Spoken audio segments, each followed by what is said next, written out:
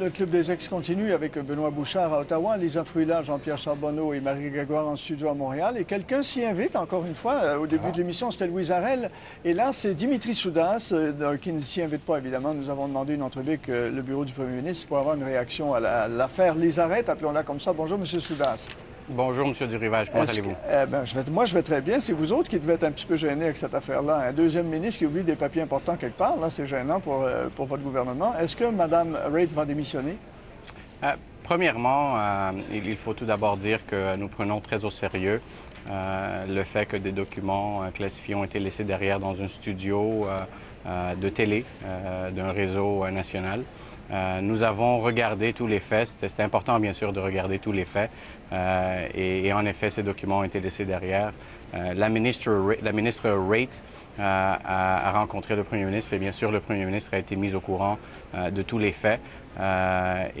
Finalement, en bout de ligne, il faut toujours être responsable pour ce type de documents.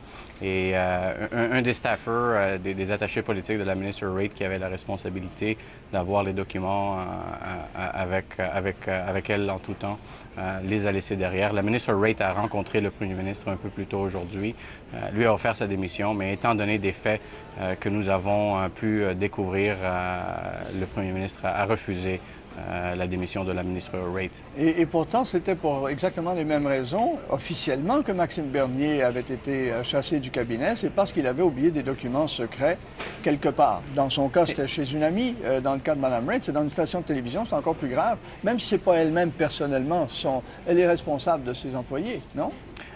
Comme vous avez dit, la situation est un peu différente, étant donné qu'un attaché politique a laissé derrière des documents dont l'attaché politique était responsable. Et je pense que c'est raisonnable d'assumer que l'attaché politique a offert... Mais comme ministre, elle n'est pas responsable de son attaché? Comme je disais avant de... C'est l'attaché qui va payer, là. C'est l'attaché qui va payer les pots cassés.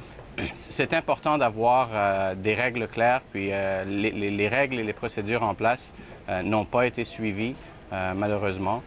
Puis étant donné que l'attaché politique, la ministre était accompagnée par ses attachés politiques pour aller faire des entrevues. Elle travaillait quand les documents ont été laissés derrière par l'attaché politique. Et comme je vous ai dit, ou j'essayais de vous dire, l'attaché politique a offert sa démission et elle a été acceptée par la ministre. L'attaché politique a démissionné?